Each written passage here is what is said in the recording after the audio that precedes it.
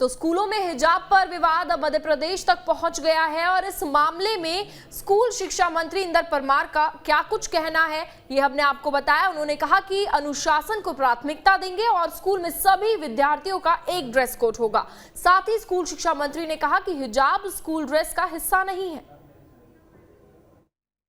योजनाबद्ध तरीके से शिक्षा को गलत तरीके से पेश करने की देश में कोशिश की जा रही है। भारत की मान्यता है कि जो जिस परंपरा में वहाँ लोग निवास करते हैं उसका वो अपने घरों तक पालन करें। स्कूलों में तो हमको जो ड्रेस कोड है जो लागू किया गया उसका पालन करना चाहिए। देखिए, हिजाब कोई यूनिफॉर्म का हिस्सा नहीं है। यूनिफॉर्म का हिस्सा हिजाब नहीं है, इसलिए मैं समझता हूँ कि उस पर पाबंदी लगाना ही चाहिए। मध्य प्रदेश में लगेगी? बिल्कुल, यहाँ ऐसा होगा तो यहाँ भी लगेगी। कई स्कूल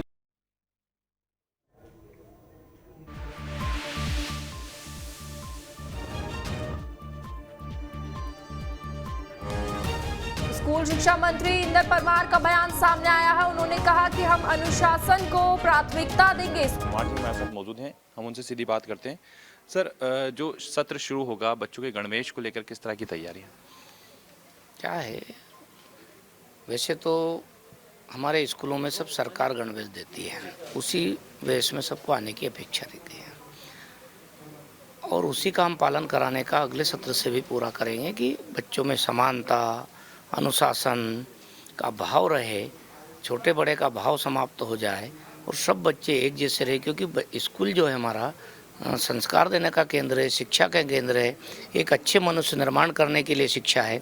उस उद्देश्य को पूर्ति करने के लिए अनुशासन और समानता का भाव जरूरी है और इसलिए हम गणवेश में ही सब बच्चे हमारे स्कूलों में आए, इस प्रकार की निर्देश हम संबंधित उनको विभाग के अधिकारियों को जारी करने का सारी तैयारी चल रही है। अगले सत्र से हम पूरी तैयारी के साथ में और गणवेश को लागू करेंगे। सर, इन सब के बीच एक बात ये भी निकल कर आ रही है जो इस समय देश में चर्चाओं का माहौल बनी है और वो है हिजाब को लेकर।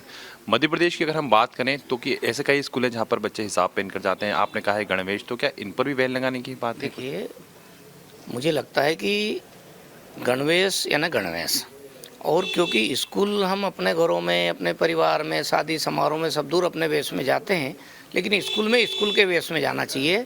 और यूनिफॉर्म जो है वो इसीलिए बनता है कि उस स्कूल में समानता दिखे, बच्चे को ऐसा एक अनुशासन का भी भाव जगे। एक प्रकार का इन उद्देश्यों के लिए हमारा गणवेश है, उस उद्देश्यों की पूर्ति हो और इसीलिए लागू करने की बात उसमें आ रही है। सर, हिजाब को लेकर आपका क्या कहना है? भाई, हिजाब यदि गणवेश का हिस्सा नहीं है तो मुझे लगता है कि वो उस पर चर्चा करने की ज़रूरत नहीं है। कांग्रेस ये कह रही है, अगर हम आरिफ मसूद की बात करें, विधायक है कांग्रेस के, कि 70 साल से आज तक हिसाब से दिक्कत नहीं आई है और नारियों के सम्मान की बात है और कहीं ना कहीं आप उनका हक छीन रहे, इस तरह की बात है।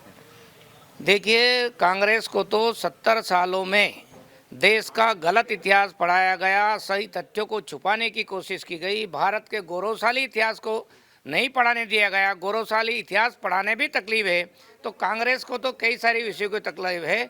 लेकिन स्कूलों को अब जिस प्रकार से विवाद का विषय कर्नाटक में कांग्रेस बना रही है वो दुर्भाग्यपूर्ण है। स्कूल हमारे राष्ट्र निर्माण के केंद्र है और मैं समझता हूँ राष्ट्र निर्माण के केंद्रों के साथ इस प्रकार से यदि खिलवाड़ करेंगे तो आगे आने वाले समय में कांग्रेस को बहुत भारी पड़ेगा। बिल्कुल, तो स्कूल शिक्षा मंत्री इंदर सिंह परमार जी हमारे साथ मौजूद थे, जिनका ये साफ तौर पर कहना है कि मध्य प्रदेश में जो हिजाब है, अगर वो स्कूल यानी गणवेश का हिस्सा नहीं है तो उसे यहाँ पर नहीं लागू होने दिया जाएगा। वीडियो जर्नलिस्ट अभय के साथ जितेंद्र शर्मा, न्यूज़ स्टेट भोपाल।